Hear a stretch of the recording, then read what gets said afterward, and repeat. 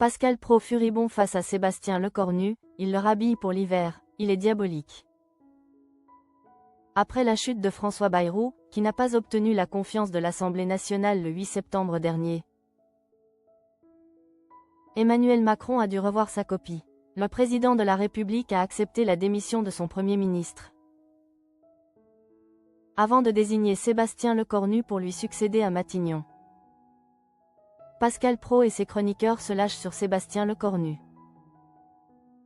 Une décision qui n'a pas manqué de déclencher un flot de réactions, tant dans les rangs politiques que dans les médias. Car si François Bayrou avait tenté de convaincre les députés avec son plan d'austérité et ses mesures de redressement budgétaire, son échec a ouvert la voie à un autre fidèle du chef de l'État. À seulement 39 ans, Sébastien Lecornu, ancien ministre des Armées, incarne la nouvelle stratégie présidentielle. Mais son arrivée à Matignon ne fait pas l'unanimité, loin de là.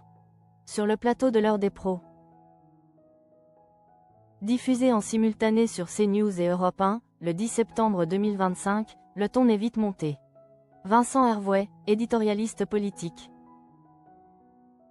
n'a pas mâché ses mots pour décrire le nouveau locataire de Matignon. Sébastien Lecornu, c'est vrai qu'il est un peu diabolique parce qu'il est lisse,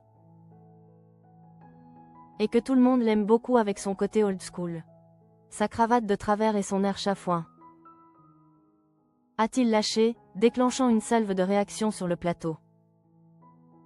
L'analyste a poursuivi en rappelant les zones d'ombre de la carrière du jeune Premier ministre.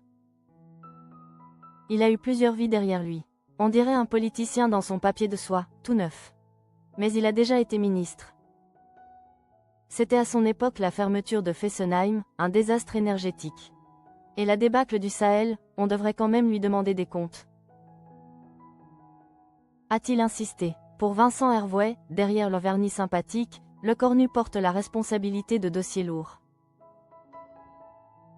parfois oubliés trop vite par ses soutiens. Face à ces critiques, Pascal Praud n'a pas cherché à tempérer. Bien au contraire, il a renchéri en estimant que la nomination de Sébastien Lecornu était une erreur stratégique d'Emmanuel Macron. L'animateur star de CNews a jugé que le président aurait dû dissoudre une nouvelle fois l'Assemblée nationale plutôt que de confier les rênes du pays à un homme qu'il juge trop marqué par ses passages au gouvernement. Malgré tout, certains observateurs soulignent que Sébastien Lecornu bénéficie d'un atout majeur, sa capacité à inspirer de la sympathie par contraste avec l'arrogance de certains de ses pairs. Il avance modestement, et c'est ce qui lui vaut aujourd'hui cette image positive,